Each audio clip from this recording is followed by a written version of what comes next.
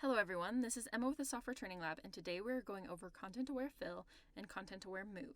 We'll be talking about the difference between these tools and what they do. We're going to begin with the Content-Aware Fill tool.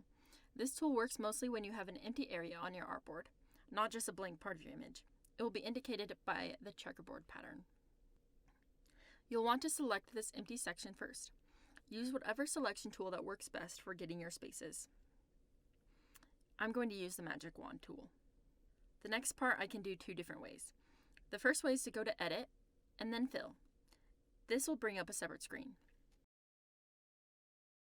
Make sure the drop-down menu is Content Aware and then hit OK.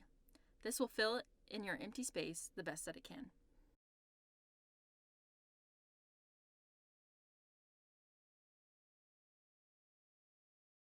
The second way is to go to Edit and then Content Aware Fill. This will bring up its own section as well. There isn't really a lot you'll need to know about this section. The only thing is changing what parts of the image Photoshop is pulling from to fill the empty space. Part of your image will have a green layer over it. This is what Photoshop is referring from. You can add or subtract to this by using the add or minus signs at the top left.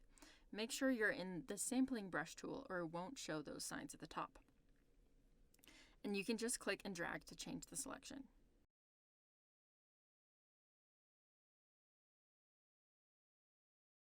Once you have what you want, hit OK. Next, we're going to go over the Content Aware Move tool. This tool is over on the left in the Healing Tools section. It is the arrows crossing over each other. To work this tool, you click and drag around an object or a part of the image that you would like to move. It will kind of look like you're making a selection. Once you have what you want selected, click and drag it to move it. Then hit the check mark at the top to confirm that you've moved it. Photoshop will do its best to blend it in with the background. That's everything for Content Aware Fill and Move. Thanks for watching.